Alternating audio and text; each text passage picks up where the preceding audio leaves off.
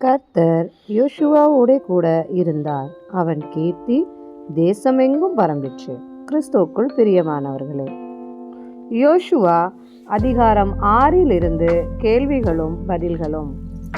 இஸ்ரவேல் புத்திரருக்கு முன்பாக அடைக்கப்பட்டிருந்தது எது? எரிகோ. எதிலிருந்து ஒருவரும் வெளியே போகவும் இல்லை, ஒருவரும் உள்ளே வரவும் இல்லை. எரிகோ. எரிகோவை முழுவதும் கர்த்தர் யார் கையில் ஒப்பு கொடுத்தார்? யோசுவா. எரிகோவையும் அதன் டேஷ் டேஷ் கர்த்தர் யோசுவாவின் கையில் ஒப்பு கொடுத்தார், ராஜாவையும் யுத்த வீரரையும். இஸ்ரவேலின் யுத்த புருஷரிடம் பட்டணத்தை எத்தனை தரம் சுற்றி வரும்படி கர்த்தர் கூறினார்? ஒரு முறை. யுத்த புருஷர் பட்டணத்தை ஒரு தரம் வீதம் எத்தனை நாள் சுற்றி வர வேண்டும்? 6 நாள். எத்தனை ஆசாரியர்கள் பெட்டிக்கு முன்பாக நடக்க வேண்டும்? 7. பெட்டிக்கு முன்பாக நடந்த ஆசாரியர்கள் எதை பிடித்திருக்க வேண்டும்? கொம்பு எக்காளங்கள்.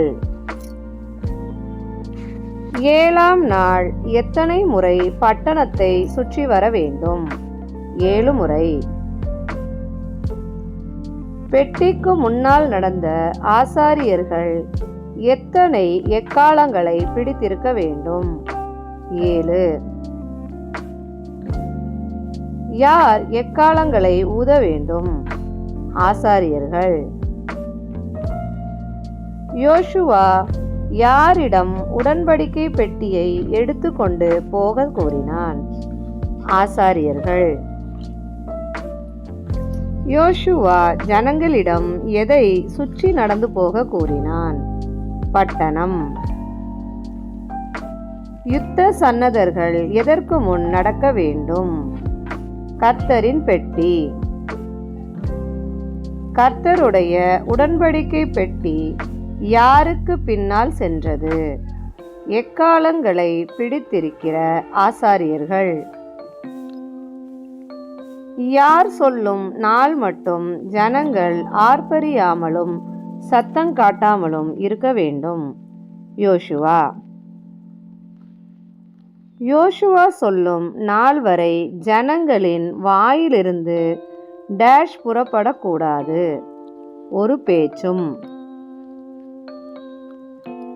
2ஆம் நாள் பட்டணத்தை எத்தனை முறை சுற்றினார்கள்? ஒரு முறை. தினம் ஒரு முறையாக எத்தனை நாள் பட்டணத்தை சுற்றினார்கள்? 6 நாள். 7ஆம் நாள் பட்டணத்தை எத்தனை முறை சுற்றினார்கள்? 7 முறை. எப்பொழுது யோசுவா ஜனங்களிடம் ஆர்ப்பரியுங்கள் என்று கூறினான்? 7ஆம் தரம் ஆசாரியர் எக்காளங்களை ஊதுகையில். ஆர்ப்பரியுங்கள், பட்டணத்தை கர்த்தர் உங்களுக்கு ஒப்பு கொடுத்தார். யார் யாரிடம் கூறியது? யோசுவா ஜனங்களிடம். எரிகோ பட்டணமும் அதிலுள்ளவையும் எப்படி இருக்கும் என்று யோசுவா கூறினான்? சாபத்தீடாய். எரிகோவும் அதிலுள்ள யாவும் யாருக்கு சாபத்தீடாய் இருக்கும்? கர்த்தர். எவர்கள் மாத்திரம் உயிரோடு இருக்க கடவர்கள் என்று யோசுவா கூறினான்? ராகாப்பும் அவளோடே கூட வீட்டுக்குள் இருக்கிற அனைவரும். எடுத்து கொள்ளுகிறதினால் சாபத்தீடாகாதபடிக்கு இஸ்ரவேலர் எச்சரிக்கையாய் இருக்க வேண்டும். சாபத்தீடானதில் ஏதாகிலும் எதை சாபத்தீடாக்கி கலங்க பண்ணாதிருக்க யோசுவா கூறினான்? இஸ்ரவேல் பாளையத்தை. எதற்கு எச்சரிக்கையாய் இருக்க இஸ்ரவேலரிடம் யோசுவா கூறினான்? சாபத்தீடானதற்கு. வெள்ளி, பொன் மற்றும் வெண்கல பாத்திரங்கள் யாருக்கு பரிசுத்தமானவை? கர்த்தர். வெள்ளி, பொன் மற்றும் வெண்கல பாத்திரங்கள் யாருடைய பொக்கிஷத்தில் சேர வேண்டும்? கர்த்தர். எவைகளை ஊதும் பொழுது ஜனங்கள் ஆர்ப்பரித்தார்கள்? எக்காளங்கள். எக்கால சத்தத்தை ஜனங்கள் கேட்டு செய்தது என்ன? மகா ஆரவாரத்தோடே முழங்கினார்கள். ஜனங்கள் மகா ஆரவாரத்தோடே முழங்குகையில் அலங்கம் என்ன ஆனது? இடிந்து விழுந்தது. இஸ்ரவேலர் எரிகோ ஜனங்களை என்ன செய்தார்கள்? சங்காரம் பண்ணினார்கள். வேவுகாரர் யாரை அழைத்து கொண்டு வந்து அவர்களை இஸ்ரவேல் பாளையத்துக்கு புறம்பே இருக்கும்படி செய்தார்கள்? ராகாபையும் அவள் குடும்பத்தார் அனைவரையும். பட்டணத்தையும் அதன் உடைமைகளையும் ஜனங்கள் என்ன செய்தார்கள்? சுட்டெரித்தார்கள். எரிகோவில் இருந்த எவைகளை கர்த்தரின் ஆலய பொக்கிஷத்தில் சேர்த்தார்கள்?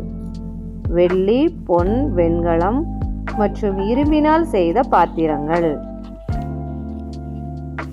இஸ்ரவேலில் எப்பகுதியில் ராகாப் குடியிருந்தாள்? நடுவில். எரிகோவை கட்டும்படி எழும்புபவன் யாருக்கு முன்பாக சபிக்கப்பட்டிருப்பான்? கர்த்தர். எரிகோவை கட்டும்படி எழும்புபவன் அஸ்திபாரம் போடும் பொழுது யாரை சாக கொடுப்பான்? மூத்த குமாரன். எரிகோவை கட்டுகிறவன் வாசல்களை வைக்கும்போது யாரை சாக கொடுப்பான்? இளைய குமாரன். யோசுவாவோடே கூட இருந்தவர் யார்? கர்த்தர். யாருடைய கீர்த்தி உலகமெங்கும் பரம்பிற்று? யோசுவா. தேவனுக்கே மகிமை உண்டாவதாக. ஆமேன். இக்கேள்விகள் வேதாகம புதையல் புத்தகத்தில் எடுக்கப்பட்டவை. நன்றி. தேங்க்யூ.